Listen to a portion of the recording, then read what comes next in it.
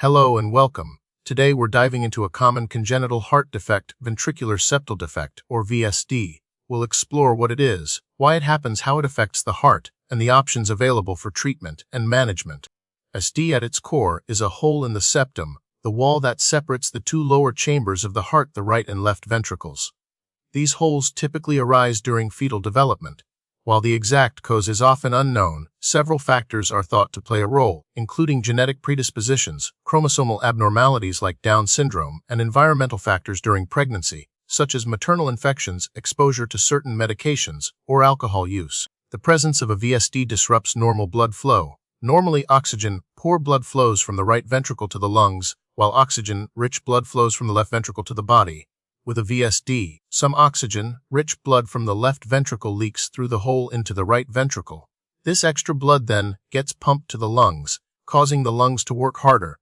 Over time, this can lead to pulmonary hypertension, where the blood pressure in the lungs becomes abnormally high. The left ventricle also has to work harder to pump blood to both the body and the right ventricle, eventually causing left ventricular hypertrophy or enlargement. In severe cases, uncorrected VSD can lead to heart failure. Ventricular septal defect is one of the most common congenital heart defects, accounting for a significant percentage of all congenital heart defects diagnosed. While specific numbers vary depending on the study and population, VSDs are estimated to occur in about 3 to 6 per 1,000 live births. Some VSDs are small and close spontaneously, but larger VSDs require medical intervention. VSDs are more common in premature infants and those with other congenital abnormalities. The signs and symptoms of VSD vary depending on the size of the defect. Small VSDs may not cause any noticeable symptoms. However, larger VSDs can lead to a range of issues. In infants, these might include rapid breathing, poor feeding and weight gain, excessive sweating, especially during feeding, and fatigue. As the child grows, symptoms can include shortness of breath, especially during activity, a heart murmur which can be detected with a stethoscope, and frequent respiratory infections. In severe cases, symptoms of heart failure may develop, such as swelling in the ankles, feet, legs, or abdomen. Diagnosing a VSD typically involves a physical exam, where a doctor will listen to the heart for a murmur.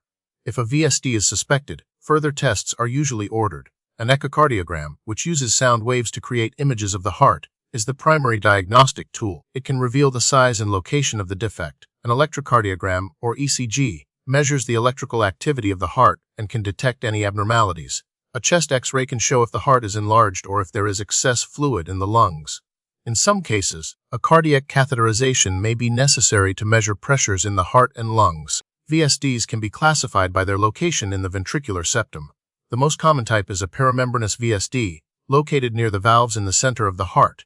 Muscular VSDs occur in the muscular part of the septum and often close spontaneously. Inlet VSDs are located near the tricuspid and mitral valves, and outlet VSDs are located near the pulmonary and aortic valves. The size of the defect also plays a role in classification, with VSDs being described as small, moderate, or large. Treatment for VSD depends on the size of the defect and the severity of the symptoms. Small VSDs often close on their own and may only require regular monitoring. Moderate to large VSDs usually require intervention. Medications such as diuretics and ACE inhibitors can help manage symptoms of heart failure. Surgical repair involves patching the hole with a synthetic material or closing it with sutures.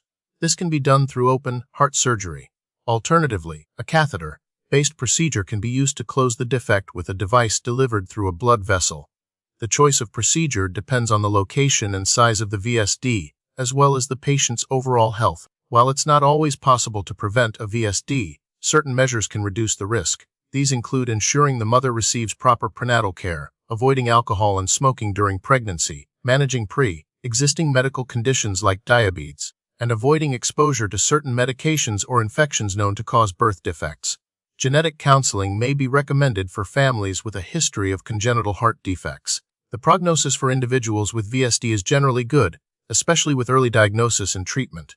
Small VSDs often close on their own with no long-term consequences. Larger VSDs that are surgically repaired typically have excellent outcomes. Long-term follow-up is important to monitor for any potential complications, such as arrhythmias or pulmonary hypertension. Recent research focuses on improving minimally invasive techniques for VSD closure and understanding the genetic factors that contribute to the development of congenital heart defects.